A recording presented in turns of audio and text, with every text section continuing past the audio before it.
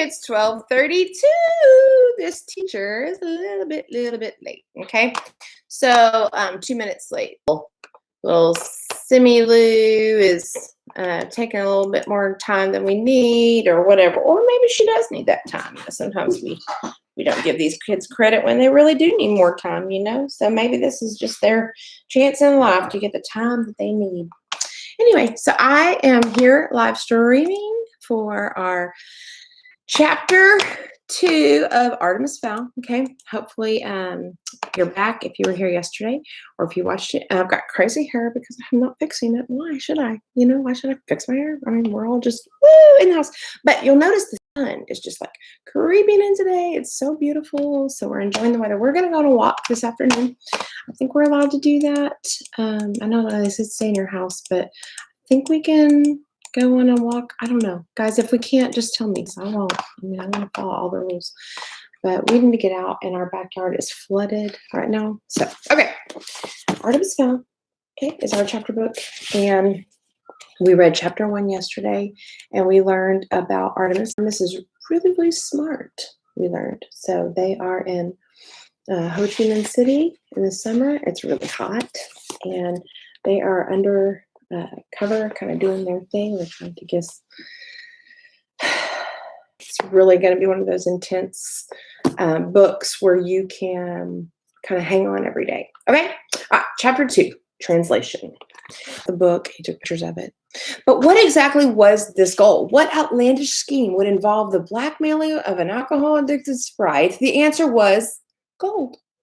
Artemis's search had begun 2 years previously when he first became interested in surfing the internet. He quickly found the more arcane sites, alien abduction, UFO sightings, and the supernatural, but most specifically the existence of the people with a capital P.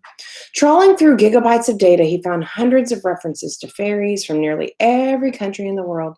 Each civilization had its own term for the people, but they were undoubtedly members of the same hidden family, and several stories mentioned a book carried by each fairy. It was their sort of Bible, containing, as it allegedly did, the history of their race and the commandments that governed their extended lives. Of course, extended means they lived a long time. Of course, this book was written in Gnomish, the fairy language, and would be of no use to any human. Artemis believed that with today's technology, the book could be translated, and with the translation, you could begin to exploit a whole new group of creatures. Know thine enemy was Artemis's motto, so he immersed himself in the lore of the people until he compiled a huge database on their characteristics. But it wasn't enough, so Artemis put out a call on the web. Irish businessmen will pay large amount of US dollars to meet a fairy sprite, leprechaun, pixie. The responses had been most fraudulent, but Ho Chi Minh City had finally paid off. That's where he found that man to help him. Artemis was perhaps the only person alive who relieving the fairies of some of their magical gold. It was Artemis Fowl II. It was early morning before they reached Fowl Manor. Artemis was anxious to bring up the file on his computer, but first he decided to call in on Mother.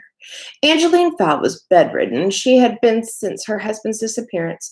Nervous tension was sitting at the foot of the stairs. Her gaze was boring a hole in the wall.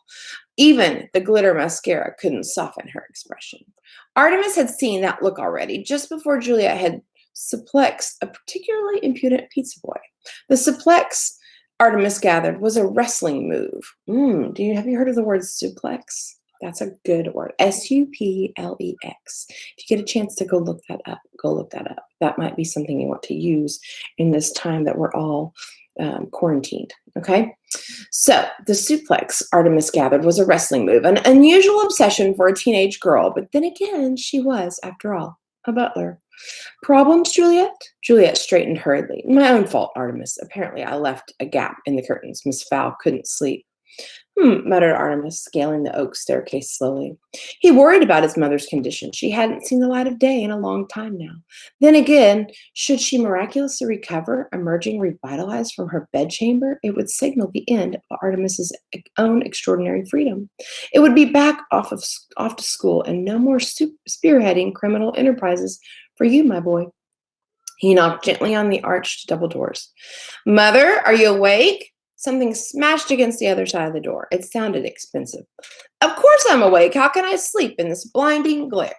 Artemis ventured outside. An antique four-poster bed threw shadowy spires in the darkness, and a pale silver of light poked through a gap in the velvet curtains.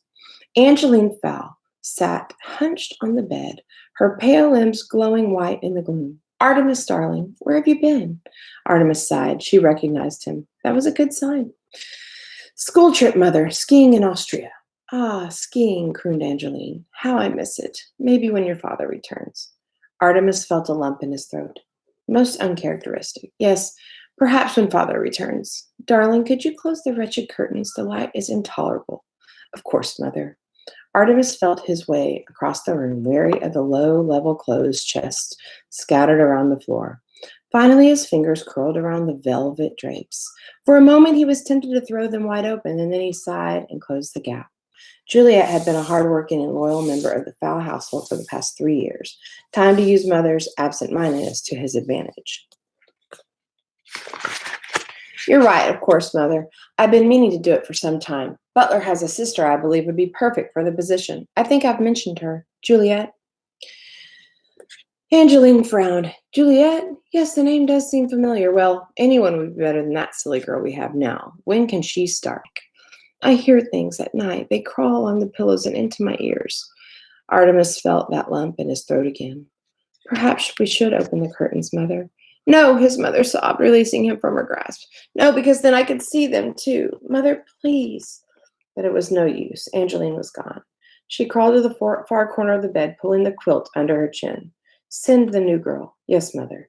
Send her with cucumber slices and water. Yes, mother. Tears. Of course. Sorry. Sorry.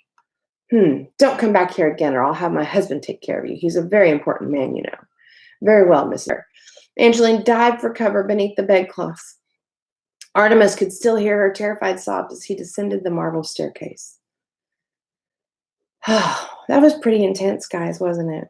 You know, to have her so confused and not understanding what's going on. She's very, very ill. The book was proving far more stubborn than Artemis had anticipated. It seemed to be almost actively resisting him. No matter which program he ran it through, the computer came up blank. Artemis hard copied every page.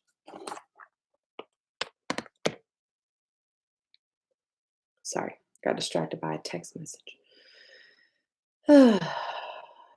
Tacking them to the walls of his study. Sometimes it helped to have build. He separated all the characters and ran comparisons with English, Chinese, Greek, Arabic, and with Cyrillic texts, even with Ogham. Moody with frustration, Artemis sent Juliet scurrying when she interrupted with sandwiches and moved on to symbols. The most frequently recurring pictogram was a small male figure.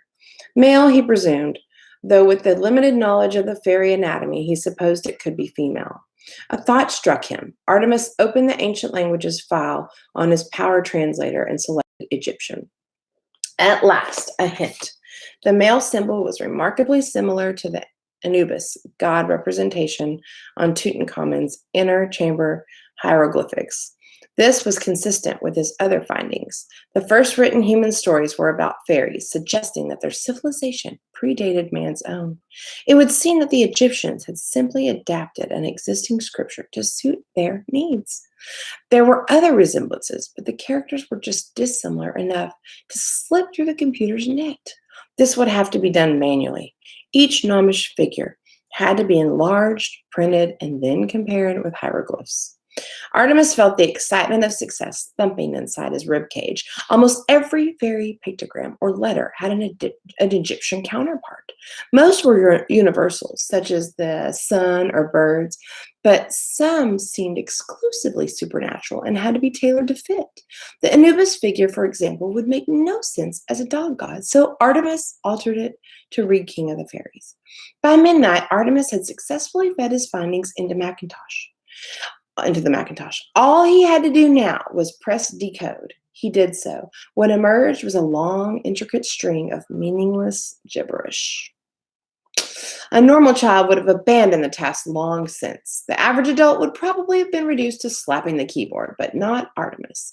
This book was testing him, and he would not allow it to win. I'm going to throw in a little something here. What would you guys call this? in today's society and things that you're doing when you're trying to work hard on something like this online learning and you don't know about it. Perseverance.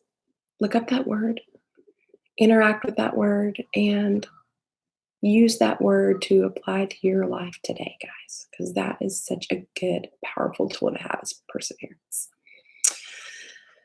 The letters were right. He was certain of it. It was just the order that was wrong. Rubbing the sleep from his eyes, Artemis glared at the pages again. Each segment was bordered by a solid line. This could represent paragraphs or chapters, but they were not meant to be read in the usual left to right, top to bottom fashion. So when you read, and you read top to bottom, left to right, not these. Artemis experimented. He tried the Arabic right to left and the Chinese columns. Nothing worked. So that gives you a little clue about different languages, doesn't it? Then he noticed that each page had one thing in common, a pages for some other common factor. After several minutes, he found it. There was on each page a tiny spearhead in the corner of one section. Could this be an arrow? A direction? So he's really trying to decode language. Have you ever tried to decode language? That's just like learning to read. And guys, if you're a little older and your brother or sister is learning to read, this is a great time to help them decode language. You can tell them the rules of the language and they can learn it and know how to read. Here comes hashtag the spicy lifey now. Go this way, so the theory would be start in the middle, then follow the arrow, reading in spirals. Okay. The computer program wasn't built to handle something like this, so Artemis had to improvise. With a craft knife and ruler, he dissected the first page of the book and reassembled it in the traditional Western languages order, left to right, parallel rows. Then he rescanned the page and he fed it through the modified Egyptian translator. And I'm going to show you guys this page because it has like all of the decoding things in there, okay? All right, here we go. We're going to put her down here so she can see, okay? Oh. You like it? I like this one. Okay, well, go take it off with some paper towels. Okay, here, give that to Mom. Okay, she just wanted to see her lipstick. The computer hummed in Word, converting all the information to binary. Several times it stopped to ask for confirmation of a character or symbol. This happened less and less as the machine learned the new language. Eventually, 2 words flashed on the screen. File converted. What does that mean, guys? Ooh, that means that it's converting the file. Okay, fingers shaking from exhaustion and excitement, Artemis clicked print. A single page scrolled from the laser writer. It was in English now. Yes, they were probably the first human in several thousand years to decode the magical words. Artemis switched on his desk light and he began to read. Are you ready? Here we go. I'm going to read what it says right here. This is what the translation is. The book of the people, being instructions to our magics and life rules. Carry me always, carry me well. I am thy teacher of herb and spell. I am thy link to power. Our secrets shall be thine through me. But fairy, remember this above all. I am not for those in mud that crawl. And forever doomed shall be the one who betrays my secrets one by one. Artemis could hear the blood pumping in his ears. He had them. They would be as ants beneath his feet. Their every secret would be laid bare by technology. Suddenly, the exhaustion claimed him, and he sank back in his chair. There was so much yet to complete, 43 pages to be. Perhaps a little family history would be useful at this point. The Fowls were, indeed, legendary criminals. For generations, they had skirmished on the wrong side of the law, hoarding enough funds to become legitimate. Of course, once they were legitimate, they found it not to their liking and returned almost immediately to crime. It was Artemis I, our subject's father, who had thrown the family fortune into jeopardy. With the breakup of communist Russia, Artemis Sr. had decided to invest a huge chunk of the fowl fortune in establishing new shipping lines to the vast continent. New consumers, he reasoned, would need new consumer goods. The Russian mafia did not take too kindly to a Westerner muscling in on their market, and so decided to send a little message. And this message took the form of a stolen missile launched at the Fowl Star on her way past Murmansk. Artemis Sr. was on board the ship, along with Butler's uncle and 252nd vowed to remedy this. He would restore the family fortune, and he would do it in his own unique fashion. Once the book was translated, Artemis could begin planning in earnest. He already knew what the ultimate goal was. Now he could figure out how to achieve it. Gold, of course, was the objective, the acquisition of gold. It seemed that the people were almost as fond of the precious metal as humans. Each fairy had its own cache, but not for much longer if Artemis had his way. There would be at least one of the fairy folk wandering around with empty pockets by the time he finished. That's the same one, baby. Okay. After oak and floor-to-ceiling shelving. But Artemis had jammed it with the latest computer technology, a series of networked Apple Macs, whirred from various corners to the room. One was running CNN's website through a DAT projector, throwing oversized current affairs images against the back wall.